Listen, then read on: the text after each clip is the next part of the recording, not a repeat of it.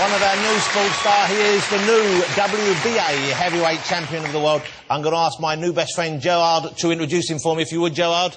This is David Haye! Yes.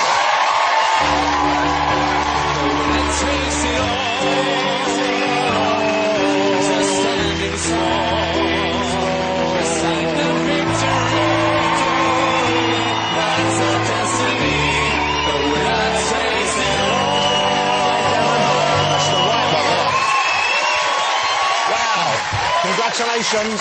Thank you very much. World champion. What a nice thing to hear. I know, it's crazy. Heavyweight champion. WBA world champion. I know, it's crazy. And the right hand, we should explain, is bandaged because that happened during the fight, didn't it? Yeah, second round off his big melon head. I threw a big right hand. And he's got that disease. David, you beat him already. You don't have to start calling him a melon head now. The reason why it broke was he's got... I just found out yesterday that thick bones. the disease the guy's got, because to make him so big, his skull is about an inch thick. I think he's a chromogalic or something. Yeah, something like that. Acromegaly or something. I remember thinking when I was hitting him, I said it was like hitting a brick wall. And so he really was. So, okay, we should explain. He was known. He had various nicknames, didn't he? He was the Beast. The Beast from the East. Beast from the East. The Giant Russian. The Eighth Wonder of the World. The Giant Bear. Giant Bear. Big Biggie. Big. I made that one up. Yeah, I know that one. Okay, and there you are in action, man. And that's how much taller than you was he? He was 11 inches. 11 inches. And 7 stone heavier. That's a big guy. I know. I knew I was up against it. You know, he'd had like 51 fights. He'd only lost one of those on points. He'd never been hurt, never been knocked down. So I had to do something that it's hard enough to reach him. I imagine you're reaching up there just to get above the belt. I'm assuming it's hard not to hit below the belt and get a foul. I had to worry about the low blows, because a shot where I'd normally hit someone in the body, I'd be hitting right up the cobblers. Right, yeah. And we can't, I couldn't do that. Right up the cobblers. There you go. Were you scared at all? Did you think, because obviously it's an unusual fight to be in. It's a necessary stepping stone for you, but at the same time it's not a regular opponent. No fear whatsoever. I just had to focus so much on the strategy for this fight. You know, what he looked like, what he appeared to be, was irrelevant. You know, I just had to stick to my game plan, go out there and just try to ignore the fact that he was a giant. And the game plan was what? Keep away from... Stay away from him, land my shots, and just don't get hit by him. Because presumably, well, that sounds like common sense. I know, so, but a lot of people, when they try to fight him, they think, OK, I'm hitting him, he'd actually hit you a little bit. So they think, OK, I'm hitting him. Get in there. And then, next thing you know, they're in there, and next thing you know, he's clobbering him to the floor. And I guess a man of that size with that weight, if he connects, that's the problem right there. It's a 23 stone or every way. You get someone that big punching you in the head. Did he land any good ones on you? He landed a couple of shots on me, but, you know, I had to suck it up and get through it. Now that you actually broke on his fingers or the knuckles? Metacarpal on his they're the ones that they are, aren't they? Okay, on his skull itself. It wasn't actually his skull, it was his jaw. Whoa. It was his jaw. So I sort of slung it over the top, not with a shot that would not ordinarily knock someone completely unconscious. Yeah. But it just broke my hand. Well, you tempted it.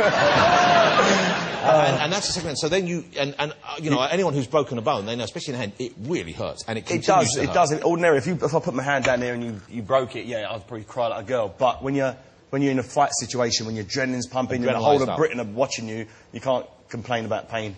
Were you at any stage, were you tempted at all to try the trick of actually going and running between his legs and coming... Like Charlie Chaplin used to I thought about it, but I don't think the referee out there in Germany will let that go ahead. And it was out in Germany, and I believe the German crowds, they're quite quiet compared to British boxing. They're very quiet, but we had a load of Brits, about 5,000 Brits went over there to shout them down. Good support. And let them know. It felt like I was fighting in London. Truly, I was expecting to get heckled, stuff, people throwing fruit at me, and get some real good, some abuse, because I've been giving him so much verbal before the fight. Well, here's the thing I was asking, because I know you, and that seems to be part of the game, and always has been, certainly since the late 60s. I guess Ali was the first one I was aware of. Yeah, he was one of the first guys to go out there and really give kind of trash talking. Trash talking, yeah, I love it. Trash talk. And you were doing this with him, you were saying things about him? Hairy, obviously he's a big hairy fella, so I was calling him hairy, he stinks, so I was saying, you know, all the usual stuff you'd say about he's ugly sort of and... playground stuff, really. Playground kids, nothing clever. Do you get any feedback, though? Does anyone say to your friends or anything, say, you know, you shouldn't do that? Her mum says it. Well, Mum? My mum was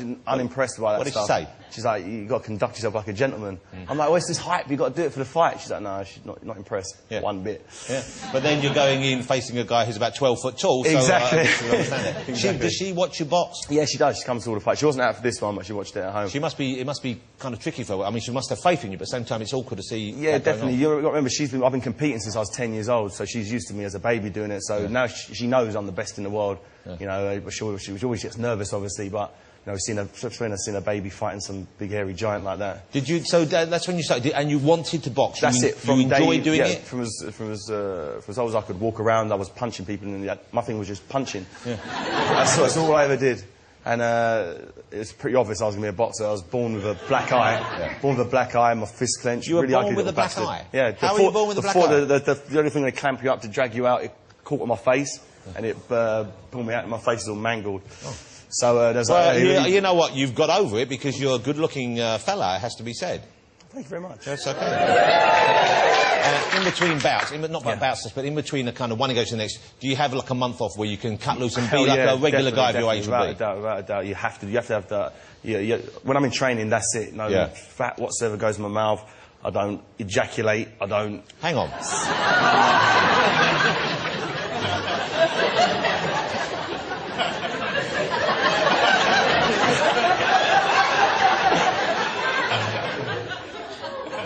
Michael.